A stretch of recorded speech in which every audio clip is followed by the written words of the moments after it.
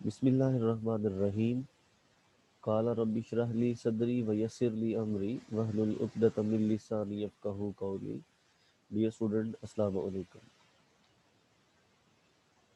आज के इस लेक्चर में हम एक्सपोनेंशियल फंक्शन और उसके रिलेटेड कुछ प्रॉब्लम्स को डिस्कस करने जा रहे हैं। जैसा कि आप लोग जानते हैं कि जो सिंपल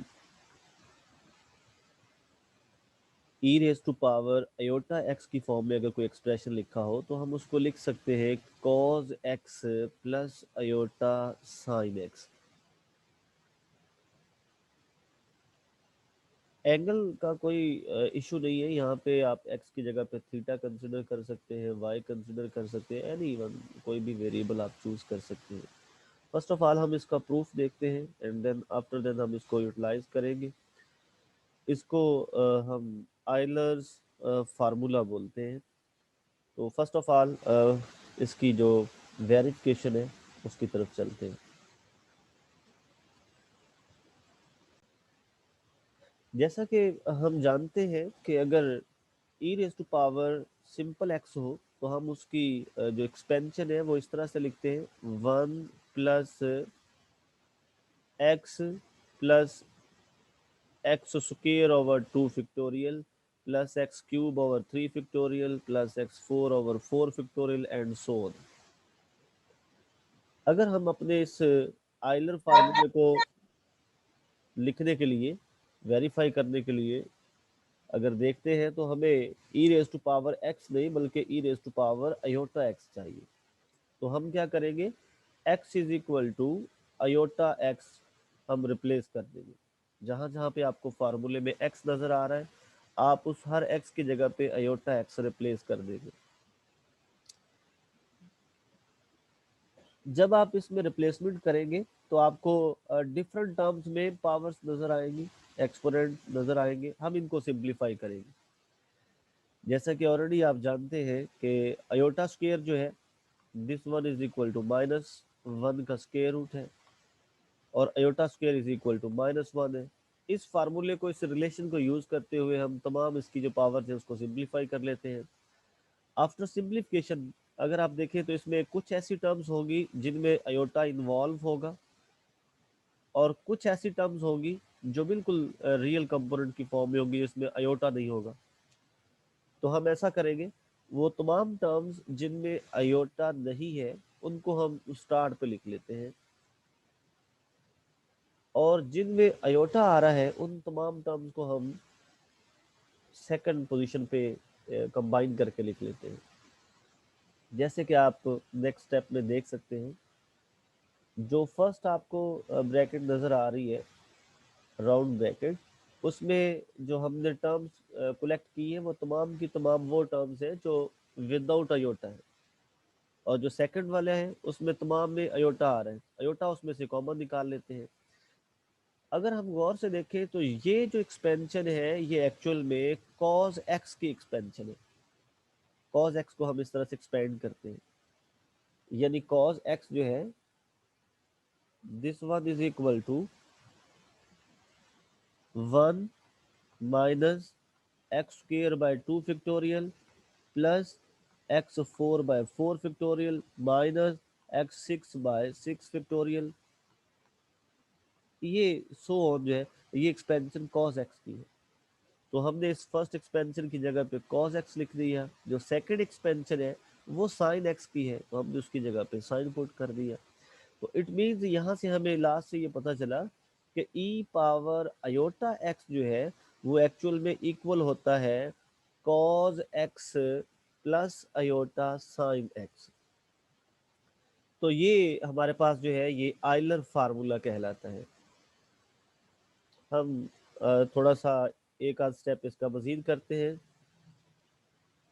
जिसमें हम आयलर्स आइडेंटिटी को ड्राइव करने की कोशिश करेंगे। जैसे कि अगर लेट कर लें कि z is equal to x plus iota y है और ई पावर जेड जो है this one is equal to e power x plus iota y, और इसको हम लिख सकते हैं e raise to power x into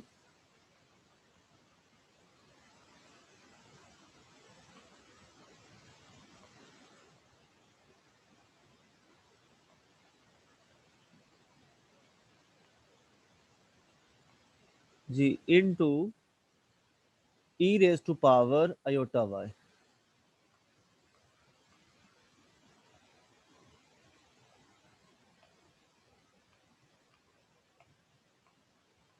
okay, ये हमने उस एक्सपेंशन को दो हिस्सों में लिख लिया। यानी हमने क्या किया कि जो एक्सपोनेंट था वो सम ऑफ टू टर्म्स में था, तो हमने उसको सेपरेट कर लिया, e raise to power x separate कर लिया और e raise to power iota y जो है वो सेपरेट कर लिया। अब e raise to power iota y जो है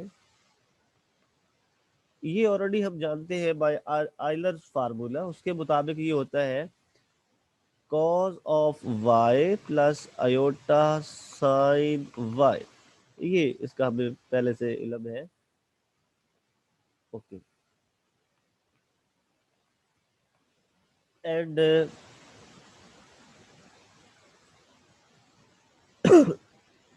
अगर इस रिलेशन को हम इस इक्वेशन में यूज कर लें तो ये इक्वेशन हमारे पास फिर बनेगी E Z is equal to E raise to power X into cos Y plus iota sine Y. इसका नाम रख लेते हैं हम इक्वेशन नंबर 1।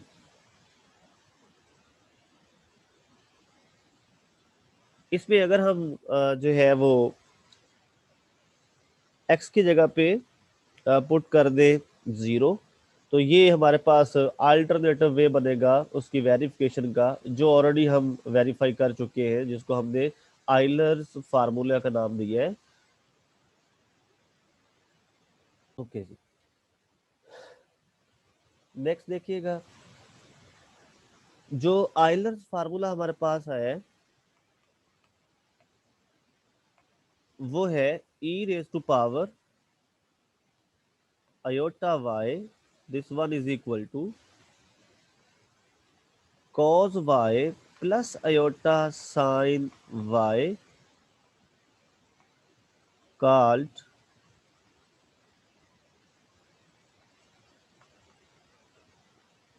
Euler's formula.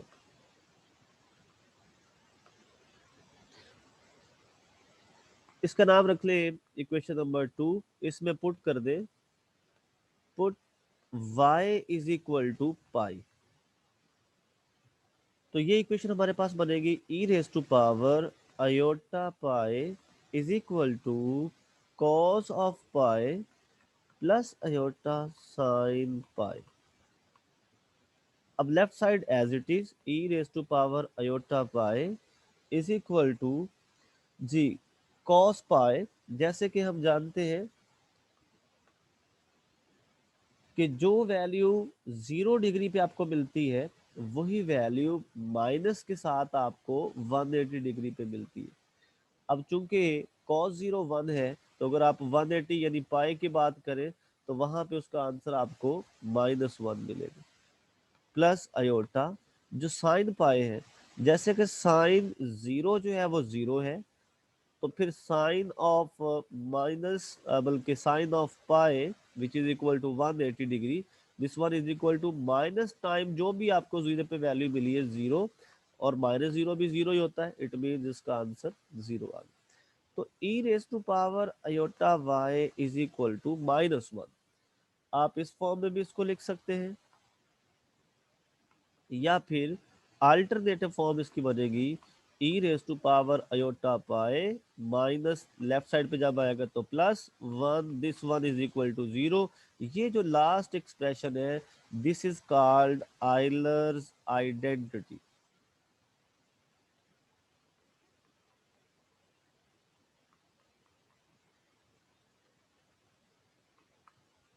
तो इसको हम आइलर्स आइडेंटिटी का नाम देंगे।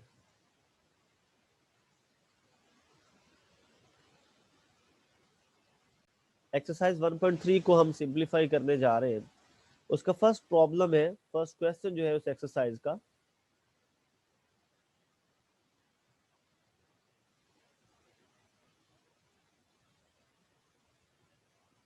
वो हमारे पास है कि show that e raise to power z is never zero. ये कभी जीरो नहीं हो सकता। हमने ये वेरीफाई करना है कि अगर आपके पास एक एक्सपोनेंशियल फंक्शन है e raise to power z, तो ये प्रूफ करें कि ये कभी भी जीरो नहीं होगा। जीरो के अलावा कुछ भी वैल्यू आ सकती है इसकी, लेकिन जीरो पॉसिबल नहीं है। ओके, तो इसका सोल्यूशन बड़ा सिंपल सा है लेकिन टेक्निकल है। हमारे पास e पावर z है। अगर आप e पावर z को 1 ओवर e पावर z के साथ मल्टीप्लाई करें, तो इट मींस कैंसिलेशन के बाद आपके पास जो इसका आंसर आता है वो 1 आता है।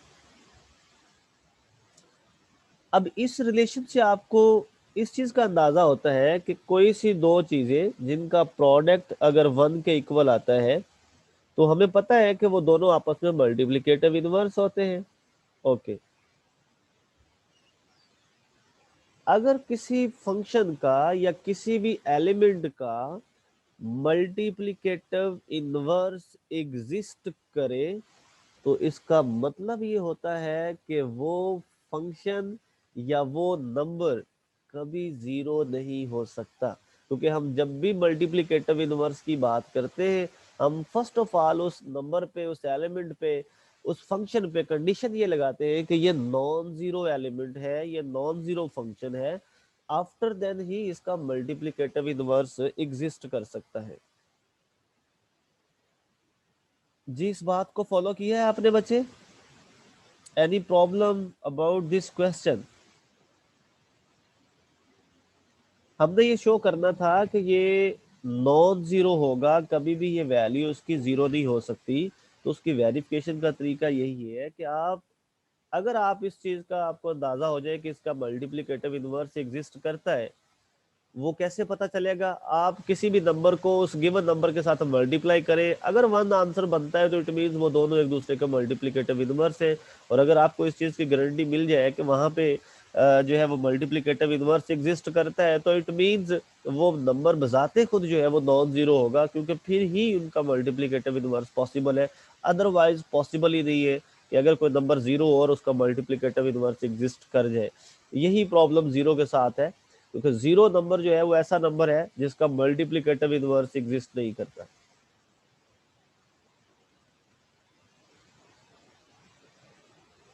सेकंड क्वेश्चन की तरफ चलते हैं बच्चे।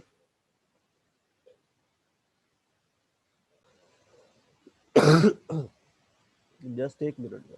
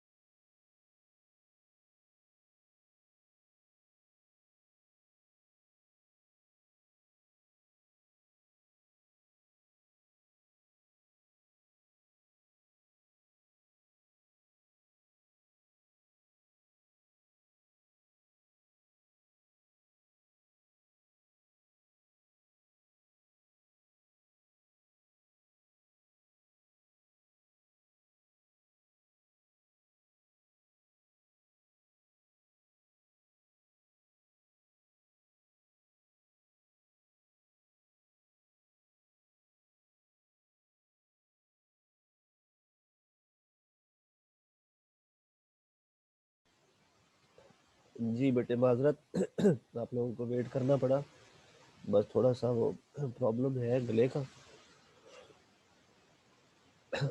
हम आगे चलते हैं।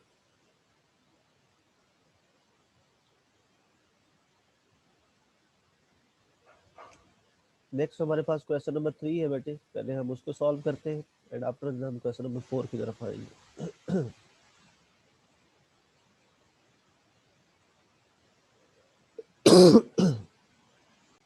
नेक्स्ट हम जो सेकंड साइड थी, जो फर्स्ट साइड थी, उसको सपोज करते हैं।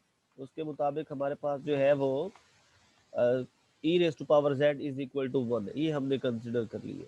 और अब हम वेरीफाई करेंगे कि जो z is equal to 2 pi iota है वो मल्टीपल ऑफ k है, यानी integral multiple of 2 pi iota है।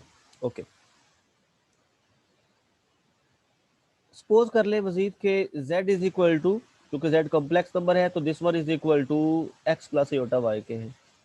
दोनों तरफ दोबारा जो है वो बेस e ले ले, e raise to power z is equal to e raise to power x plus iota y है।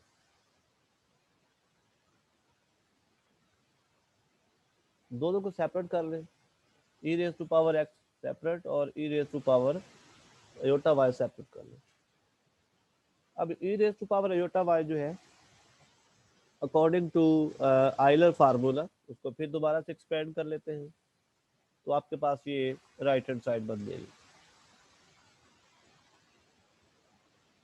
क्योंकि ऑलरेडी हम कंसिडर कर चुके हैं कि e raise to power z 1 के इक्वल है, इसीलिए हमने e raise to power z की जगह पे 1 लिख दी है, क्योंकि ये चीज तो हम ऑलरेडी सपोज कर चुके हैं क्वेश्चन के स्टार्ट पे। अब जो राइट साइड है वो एज इट इज, जस्ट आप इस e raise to power x को फर्स्ट और सेकंड टर्म के साथ मल्टीप्लाई करके लिख दें। अब लेफ्ट साइड पे भी एक कॉम्प्लेक्स नंबर है जिसका सिर्फ रियल पार्ट आपके पास है, इमेजिनरी पार्ट उसका 0 है। आप इसको जरा जो है वो मोर डिटेल में जाना चाहें तो आप लिख सकते हैं 1 प्लस 0 आयोटा।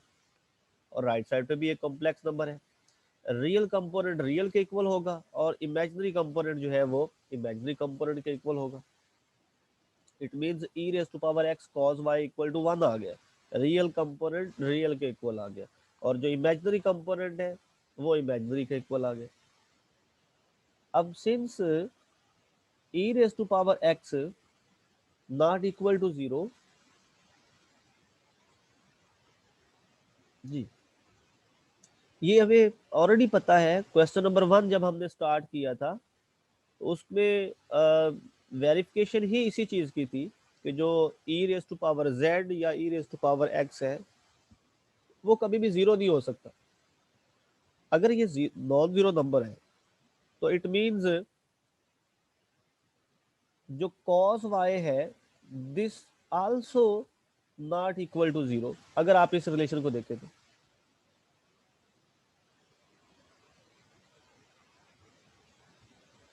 उसकी वजह यह है कि अगर कोई दो नंबर्स का प्रोडक्ट 0 नहीं है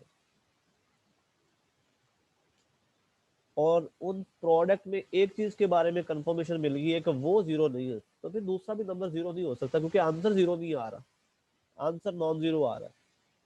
अगर आंसर नॉन जीरो तो फिर दोनों ही नंबर नॉन जीरो होंगे। फिर दोबारा से देखिएगा, जो हमारे पास फर्स्ट रिलेशन बना था e raise to power x into cos Y equal to 1, ये रिलेशन ये साबित करता है कि दो चीजों का प्रोडक्ट नॉन जीरो है, यानी 1 है, 0 के अलावा कोई भी नंबर हो। अगर कोई दो चीजों का प्रोडक्ट जो है वो नॉन जीरो, इट मींस वो दोनों चीजें भी सेपरेटली नॉन जीरो होंगी। ओके, अब सेकंड रिलेशन पे आ जाए। दो चीजों का प्रोडक्ट जो है वो 0 है। अब इस नंबर के बारे में हमें कंफर्म है कि ये 0 नहीं है, लेकिन प्रोडक्ट अगर 0 है तो फिर दोनों में से किसी एक को 0 होना पड़ेगा। और e raise to power x के बारे में गारंटी है कि ये 0 नहीं है, इट मींस अगर ये 0 नहीं है तो फिर सेकंड वाला तो लाजमी 0 होगा, क्योंकि आंसर 0 आ रहा है। पॉसिबल ही नहीं है कि अगर आंसर 0 आ रहा और वो नंबर जो है वो दोनों नॉन जीरो।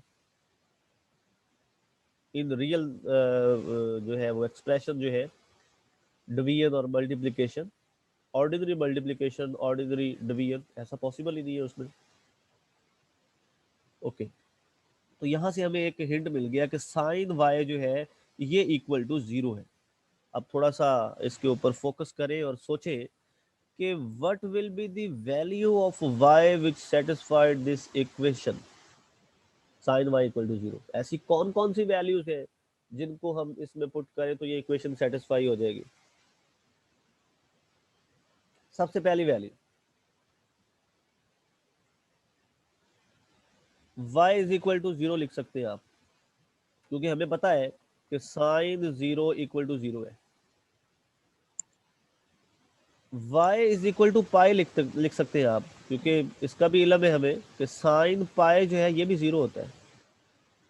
2 पाई लिख सकते हैं, 3 पाई लिख सकते हैं। इट मीन्स अगर आप गौर करें तो ये एक सीक्वेंस बनता जा रहा है, 0 पाई यानी 1 पाई कह लें इसको, फिर 2 पाई कह लें, फिर 3 पाई कह लें, 4 पाई कह लें, एंड सो ऑन। अगर आप 0 को थोड़ा सा सही करके लिखें तो ये 0 पाई बन जाएगा।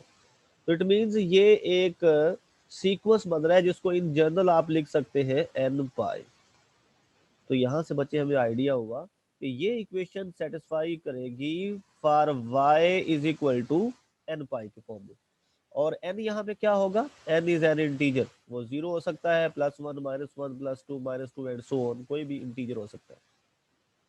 तो यहाँ से हमें y की वैल्यू का अंदाजा हो गया कि ये जो y इसमें यूज हो रहा है उसकी वैल्यू जो है वो n पाई की फॉर्म में है। ओके, और जो cos y है, cos y, इसमें अगर आप वैल्यू पुट करें तो cos y will be equal to cos y की जगह पे वैल्यू पुट कर दें, वो n पाई वैल्यू है ऑलरेडी जो हम ड्राइव कर चुके हैं। तो cos y is equal to cos n pi बन जाएगा। और cos n पाई की वैल्यू जो है ये फ्लक्चुएट करती है -1 +1 -1 +1 पे। अगर आप इवन नंबर पुट करते हैं तो ये माइनस, और अगर आप इसमें इवन नंबर पुट करते हैं तो ये +1 आंसर देगा। अगर आप ऑड नंबर पुट करते हैं तो ये आपको -1 आंसर देगा n की जगह पे।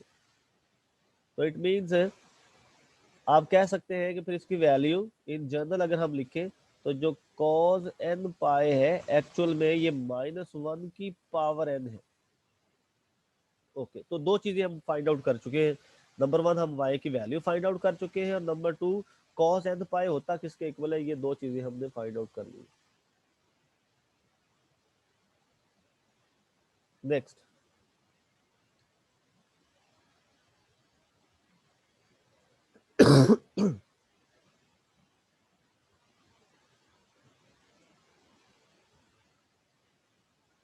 अब ये जो एक रिलेशन बना था हमारे पास, जो फर्स्ट वाला रिलेशन था,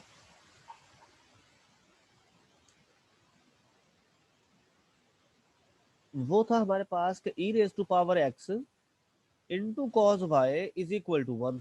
ये जो हमारे पास रिलेशन आया था इसमें हम वैल्यू सब्स्टिट्यूट करते हैं, क्योंकि जो cos y है उसकी वैल्यू हम फाइंड आउट कर चुके हैं। वो वैल्यू हम इस cos y की जगह पे पुट करते हैं, -1 की पावर n, एंड देन इस इक्वेशन को नेक्स्ट आगे सिंप्लीफाई करते हैं तो हम अपने फाइनल रिजल्ट तक पहुंच जाएंगे।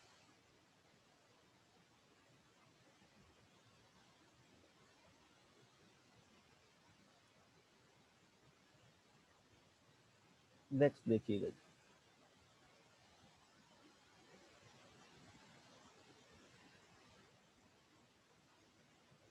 हाँ जी, अब ये प्रोडक्ट जो है this one is equal to है 1 के इक्वल।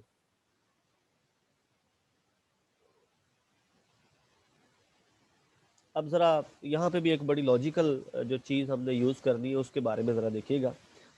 कहते हैं since e raise to power x जो है वो ग्रेटर देन 0 है, यानी आप इसमें जो मर्जी x की वैल्यू पुट कर ले वो कभी भी 0 या नेगेटिव नहीं हो सकती। ओके, अगर वो 0 या नेगेटिव नहीं हो सकती तो फिर इस इक्वेशन को जरा सोचिए, दो चीजों का प्रोडक्ट पॉजिटिव है, अगर एक चीज नेगेटिव नहीं हो सकती, 0 नहीं हो सकती, इट मीन्स उसके बारे में गारंटी है कि वो सिर्फ पॉजिटिव है। तो बताएं जरा, सोचें जरा इसके बारे में, क्या दूसरी चीज जो उसके साथ प्रोडक्ट में आ रही है जिसके बाद फाइनल आंसर पॉजिटिव मिल रहा है वो नेगेटिव हो सकती है? कभी भी पॉसिबल नहीं है, क्योंकि अगर वो नेगेटिव हो गई तो it means right hand side भी नेगेटिव होगी, लेकिन राइट हैंड साइड हमारे पास कंफर्म है, वो तो +1 है। इट मीन्स अगर इसके बारे में आपको पता है कि ये ग्रेटर देन 0 है, तो फिर अंडरस्टूड होगा कि इसको भी ग्रेटर देन 0 होना पड़ेगा, अदरवाइज आंसर आपका नेगेटिव हो जाना था, तो इक्वेशन सेटिस्फाई नहीं करनी थी। तो आप यूं कह सकते हैं, इस कॉन्सेप्ट की मदद से आप फिर इस चीज को जस्टिफाई कर सकते हैं कि -1 की पावर n इस केस में जो है वो ग्रेटर देन 0 है। ओके, अब नेक्स्ट स्टेप को जरा थोड़ा सा फोकस करें कि अगर -1 की पावर n जो है ग्रेटर देन 0 है, n के पास यहाँ पे दो पॉसिबिलिटीज हो सकती थी। n नेगेटिव भी हो सकता था, n यहाँ पे इवन भी हो सकता था, n यहाँ पे ऑड भी हो सकता था। अगर n हमारे पास ऑड होता तो इट मीन्स -1 की पावर अगर 3 आ जाती है, 5 आ जाती है, तो ये तो -1 की फॉर्म में आंसर आ जाना था। तो अगर आंसर माइनस की फॉर्म में आ जाए तो वो 0 से कैसे ग्रेटर हो सकता है? इट मीन्स ये बात तो तय होगी कि n जो है ये सिर्फ a की पॉसिबिलिटी पर डिपेंड करता है, और वो है इवन नंबर। क्योंकि इवन नंबर होगा तो ये इनइक्वालिटी सेटिस्फाई करेगी, अदरवाइज ये इनइक्वालिटी सेटिस्फाई नहीं करेगी। तो फिर अगर ये इवन नंबर है n जो है, तो फिर आप कंसिडर कर सकते हैं 2 की फॉर्म में, 2 के मल्टीपल की फॉर्म में कोई भी नंबर, 2k कह लें, 2 अल्फा कह लें, 2 गैमा कह लें, जो आपकी मर्जी कह सकते हैं, मल्टीपल ऑफ 2 होना चाहिए। तो it mean n is equal to 2 times of k, यानी मल्टीपल ऑफ 2। वजह उसकी क्योंकि ये इवन नंबर है, और k के ऊपर कंडीशन है कि वो कुछ भी हो सकता है, 0 1 2 3 so on, no problem. It means आप इस n की जगह पे वैल्यू पुट कर सकते हैं 2k। जब आप यहाँ पे 2k पुट करेंगे तो ये फिर आपके पास इक्वेशन बनेगी, -1 की पावर मल्टीपल ऑफ 2 नंबर अगर आ रहा है, यानी इवन नंबर आ रहा है, इवन, तो इट मीन्स उसका आंसर आपके पास +1 ही आना है। तो +1 को e पावर x से मल्टीप्लाई कर भी दे तो वो e पावर x ही रहेगा। Okay, it means e power x is equal to 1 आ गया, और 1 हमें पता है वो e पावर 0 भी 1 ही होता है। अगर इन दोनों को कंपेयर करें तो यहाँ से कंफर्म हुआ कि x इज इक्वल टू 0 है, यानी एक्सपोनेंट को अगर आप कंफर्म करें, तो जब आपके पास x की वैल्यू क्लियरली आपको पता चल गया, देन आप जो कॉम्प्लेक्स नंबर था z is equal to x plus iota y, उसमें आप x की वैल्यू पुट करें और वो वैल्यू 0 थी, तो यहाँ से आपके पास आ गया